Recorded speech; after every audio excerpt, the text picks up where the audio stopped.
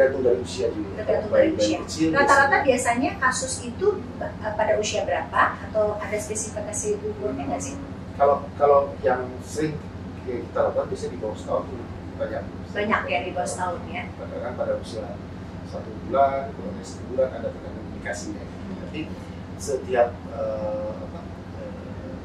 golongan usia tertentu itu memang kadang-kadang diagnosisnya beda. Gitu. Bicaranya mungkin mirip tapi diagnosisnya beda. Jadi misalkan kalau ada anak-anak umur 3 tahun, tapi tiba-tiba muncul suara napas nasal senior gitu ya. Selama sebulan atau 2 bulan sebelumnya, gitu. Padahal sebelumnya aman-aman aja. Nah, kita harus curiga tuh apakah kalau misalkan infeksi kita obatin obat infeksinya dengan antibiotik atau dengan inflamasi dengan anti radang gitu ya. Kalau misalkan dalam perjalanan tidak ada perbaikan, kita harus curiga ada sesuatu itu di saluran nafas. Yang sering kami temukan itu biasanya bisa tuberkulosis itu TBC laring. TBC laring itu TBC laring jadi di kita suara ya, di tenggorokan ya. Itu tulang rawannya itu terinfeksi oleh kuman TBC. Kalau kita lihat itu ada gambaran kayak perkejuan. Ya, perkejuan. Jadi kayak mobil. Putih-putih gitu ya. Atau bisa juga aspirasi benda asing. Jadi kemasukan benda asing ya. Terus nyangkut di daerah laring. Atau bisa juga infeksi ya, tapi infeksi yang disebabkan oleh virus ya, human papillomavirus. Makanya beberapa pengalaman pasien-pasien dengan infeksi HPV tersebut menyebabkan kalau menurut saya pengalaman observasi saya vaksinasi HPV itu penting. Vaksinasi itu untuk laki perempuan ya? Laki perempuan. HPV karena dia bisa menyerang itu tadi ya. Jadi sekarang sih udah ada program itu ya, kan saya kayaknya sel itu yang biasa menyerang saluran nafas itu belum masuk. Tapi sebetulnya nanti pada sampai ke situ saat ini ada yang menyerang tertentu yang memang targetnya itu. Samping itu kanker darah rahim di saluran nafas. Ini yang terakhir yang ringan ya, ringan tadi yang spesifik ya. Sekarang ini kan banyak sekali anak-anak sakit ya, anak-anak sakit, terus kemudian bayi juga banyak sekali yang pneumonia.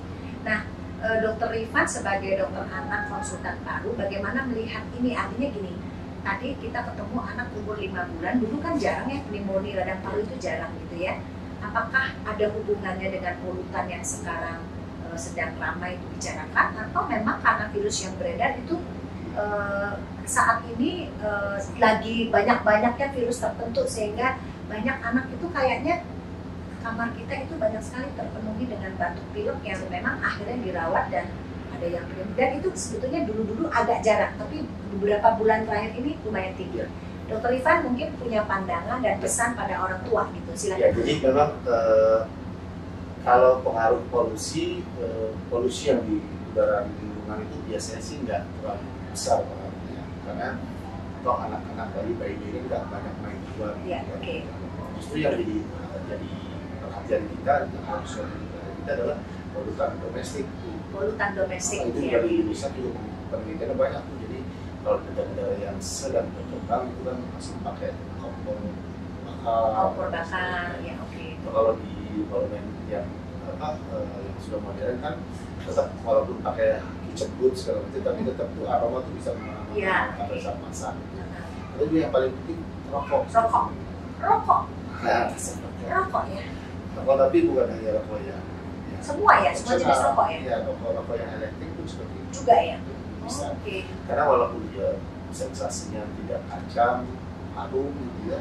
Tapi kalau untuk anak-anak menggunakan alergi itu bisa terserah atau terus. Karena kita juga tahu kadang-kadang pada beberapa kondisi, bahkan orang dewasa juga kalau mencium bau-bauan parfum aja itu udah musim gitu ya. Jadi artinya tidak jadi patokan kalau harum itu nggak menyebabkan alergi. Jadi polusi. Lalu yang sisi lain adalah memang di era transisi antara dari pandemi menuju endemi ini kan memang ada kayak semacam turbulensi kuman, virus dan lain sebagainya. Kita tahu pada saat pandemi itu populasi virus COVID-19 itu kan sedemikian meningkat, sehingga sesuai dengan alam maka yang dominan itu yang menguasai, lalu yang virus-virus lainnya yang itu tertekan, yang diam diri, nahan diri, nggak bisa berkembang. Nah, masalahnya adalah pada saat itu anak-anak kan banyak di rumah kita, banyak di rumah aktivitas sehingga paparan terhadap virus yang sebetulnya mungkin diperlukan oleh tubuh kita. Ya, untuk berlatih ya. Betul, itu melatih selain vaksinasi, nutrisi, tapi juga mungkin dia perlu dapat asupan tambahan virus dari luar supaya tubuh bisa secara alami, karena memang tidak semua virus itu bisa di-cover oleh vaksinasi. Vaksinasi, betul. Nah, pada saat COVID itu mulai turun, nah virus-virus yang tadinya sebelumnya itu jadi penyebab batuk pilek pada anak, itu mulai tumbuh lagi. Nah, selama 2 tahun itu, kurang lebih 2 tahun, anak-anak kita kan nggak terpapar oleh virus-virus ini. Seolah-olah itu adalah benda asing gitu ya. Jadi kayaknya kalau sesuatu yang asing itu umumnya sistem imun tubuh akan yang pertama harus abang-abang dulu nih, virus jenis apa segala macam. Jadi kadang-kadang itu yang menyebabkan gejalanya jadi lebih berkepanjangan, berulang. Jadi nanti diharapkan pada suatu kondisi tertentu ada state-nya itu lebih datar lagi. Tapi memang untuk saat ini memang masih bergejolak. Tapi kalau dibanding dengan setelah pandemi persis, mulai masuk ke bebas, itu memang udah lebih menurun sih ya intensitas sama efekasi, tapi tetap masih ada. Masih ada ya, jadi masuk pneumonia tadi. Pneumonia, jadi mungkin ada pesan yang sederhana buat masyarakat supaya mereka bisa menghadapi dan membuat anak-anak ini tidak terancam ya. Artinya kadang-kadang kan mungkin anak-anak tertentu ya kita harus hati-hati. Mungkin ada ya pesan sederhana buat. Ya, jadi kalau sebenarnya pandemi mengajarkan kita pada suatu perilaku yang baik ya, BPHBS, perilaku hidup bersih dan sehat. Itu kan kita lihat di beberapa tahun yang lalu di Puskesmas kan konfer itu banyak BPHBS. Jadi itu yang sebetulnya harus kita tanamkan terus ya. Tidak boleh lengah ya, dikerjakan terus ya. Supaya nanti akhirnya kita akan berada pada satu kondisi di mana kita tidak mudah terkena infeksi dan mencegah penularan infeksi. Cuma ya yang paling penting adalah pemenuhan kebutuhan nutrisi dulu, yang untuk bayi, anak, terutama anak yang sudah aktivitas di luar sekolah, di luar rumah, gitu. Terus vaksinasi jangan lupa. Vaksin itu penting untuk jangan lupa bahwa ternyata selain batuk pilek yang ramai sekarang ini juga ada vaksin penyakit lain yang memang perlu kan vaksinnya. Terus ya itu tadi PHBS, jadi kalau ada yang lagi sakit memang sebaiknya sih jangan masuk sekolah dulu. Betul. Kita sebagai orang tua mungkin kalau anak kita lagi sakit ya istirahat dulu. Karena untuk saat ini mungkin nggak bisa lagi mungkin pakai masker di kelas. Anak pasti akan kalau sudah bertemu di dalam satu lupa deh masker di mana ya.